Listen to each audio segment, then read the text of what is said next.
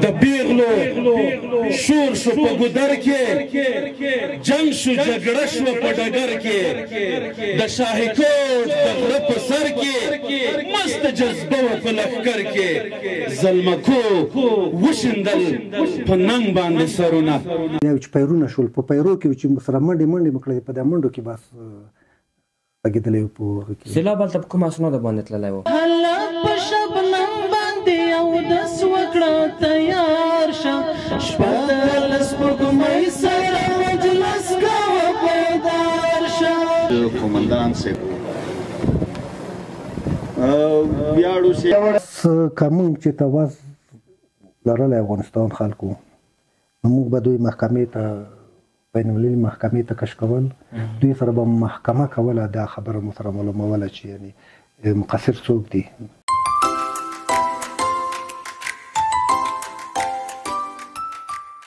د سنبلې نهمه د افغانستان په تاریخ کې د برجسته ورځو په توګه ثبت شوه په دې ورځ امریکایي ځواکونو خپل نظامي حضور پای ته ورساوه دا ورځ د نړۍ او افغانانو لپاره مهمه ګڼل کیږي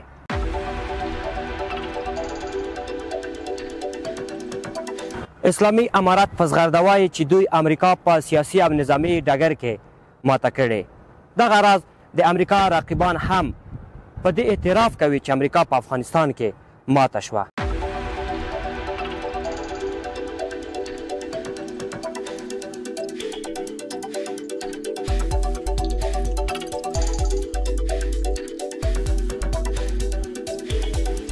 د پیغلو شور شو په ګودر کې جنگ شو جګړه شو په ډګر کې د شاهي کوټ د غره په سر کې مست جذبه و په لښکر کې زلمکو وشیندل په ننګ باندې سرونه هله په شبنم باندې اودس وکړه تیار شه شپه د سپوږمۍ سره مجلس کوه بیدار شه غوږ د اوبو شور ته شه ملګری دا بشار شه وخېږه نری نری په سر کې د چنار شه ای دستر خالد د تور شرنګ مبارک دی وي بیا دې د فاتح تاریخ صفحې ورپولې تا چې د تکبیر ملکوتي نعره اوچته کړه تا چې د تکبیر ملکوتي نعره اوچته کړه چیغې د باطلې عقیدې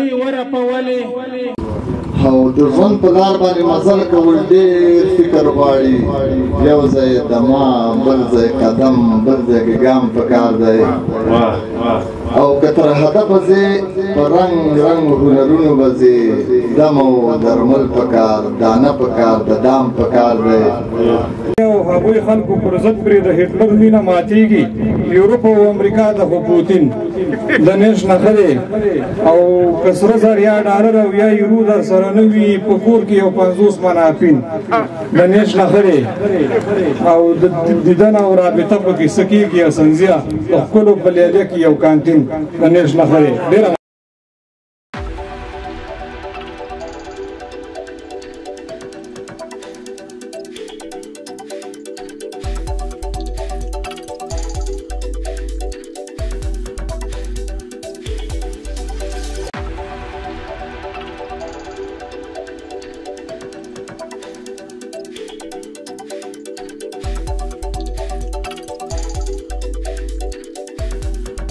خو د امریکایي ځواکونو راتګ او وتل د افغانانو لپاره کومې خاطرې پرېښې دي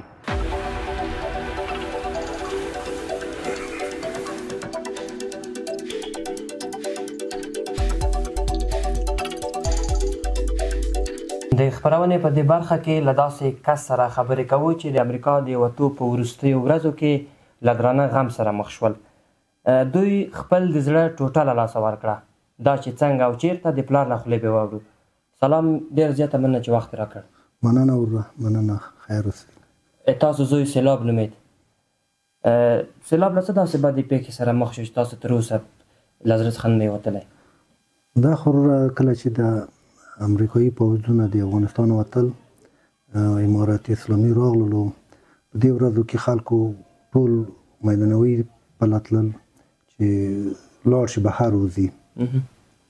نو زما زوی سیلاب بیا په دغه ورځ نه دلته څوک ملګري وو، هغه ته ویلي وو چې موږ سره لاړ شه میدان ته، همدا خلک چې ورتلل بیرته ځای ته. نو بیا هغه ملګرو سره تللی وو، هلته ملګرو سره چې تللی وو مالته وو، بس مازدیګر کوم وخت چې انفجار شوی وو میدان دروازې کې انفجار شوی وو، نو بیا د ملګري یا ټول دوی سره یو ځای وو. نو ملګرو دا کیسه کوله چې موږ دې خوا شولو، ځنه خلک دې خوا شول. د انفجار نه وروسته د امریکایانو مستقیم ډزې کړې وې، بیا دا پکې لګېدلی وو، سر ته لګېدلی وو، دغه ځای ته دا شهید شوی وو. تاسو څه رقم ورباندې وپوهېدلی چې امریکایانو وشتلی دی؟ تیب عدلي ته مې یوړل؟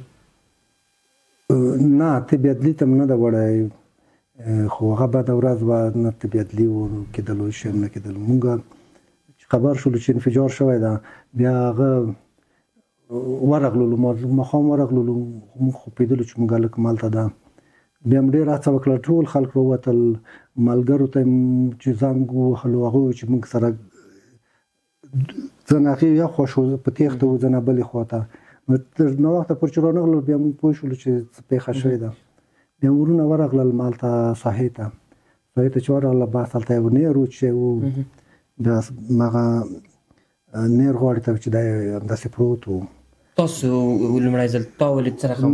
نه، اول زما ورونه ورغلي وو، د سیلاب کاکاګان کاکاګان یې ورغلي وو، بس هغو چې لیدلی وو، پیدا یې کړی وو، مالته پیدا کړی، بس چې نوره باکس را پروت و، همداسې داسې راړولی وو. بس دغه مرمۍ نه پوهېږم، لیزري مرمۍ به وي. هلته خو یو برید شو او بل داسې و چې امریکایانو مخامخ ډزې هم کړې وې. په ډزو کې تاسو په نظر لګېدلی او که هماغه چاودنه کې؟ نه، خو ملګرو کیسه وکړله، کله چې انفجار وشولو موږ ټول یو ځای وو. انفجار نه وروسته چې موږ یو خواته شولو، دی بلې خواته په دې بریبار کې سره تیت و پرک شولو.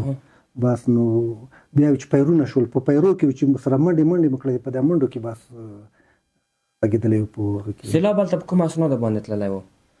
څه اسناد نه وو سره، بس خو ټول مخلوق په زړه او خلک به منډې به ویلې. تاسو سره یې مشوره کړې وه؟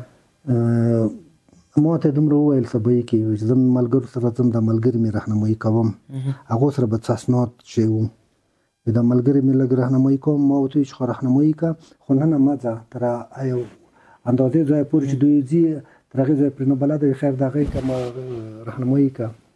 بعد دا چې تللی وو، ما ملګرو ځان سره هغه بریبار ځای ته سره لاړو.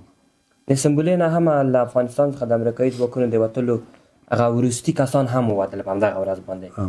هر چا یو دغه ورځ ته یو نوم ورکړ. تاسو چې د کورنۍ یو غړی هم تلف شوی و، څه ډول نوم ورکوئ دغه ورځې ته؟ موږ خو دې ورځې ته موږ خو هر وخت زه وایم چې دا توره ورځ وه زموږ دپاره. نوره چې امریکایان ووتل دې ځای نه، دا د خوشحالۍ خبره ده چې اشغال ختم شولو.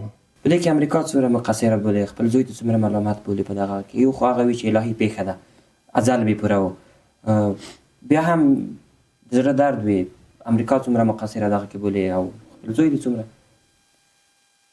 امریکا مقصر خو معلومداره خبره ده چې انفجار خو شولو، کوم خلک چې شهیدان شوي دي هغه معلوم و، دومره نه و. نو بیا امریکایان چې مستقیما خلکو باندې فیرونه کوي، دا خو واضح خبره ده چې دا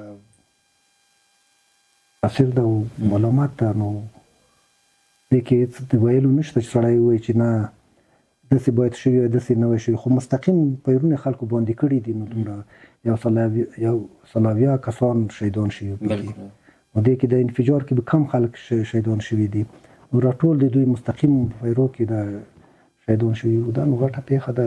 دغه کې څه که موږ چې توز لرلی افغانستان خلکو، نو موږ به دوی محکمې ته، بین المللي محکمې ته کش کول، دوی سره به محکمه کوله، دا خبره مو سره معلوموله چې یعنې مقصر څوک دي، دا به محکمې معلوم کړي وو. نو هغه چې اوس موږ افغانستان خلک بېوسه یو، دوی سره محکمه نشو کولی، دوی عدالت ته نشو کش کولی، نو دې کې څه نشم ویلی. نو دا باید محکمه شي، یا دا باید عدالت شوی وای. نور څو زمن لري وروسته له سیلاب سره؟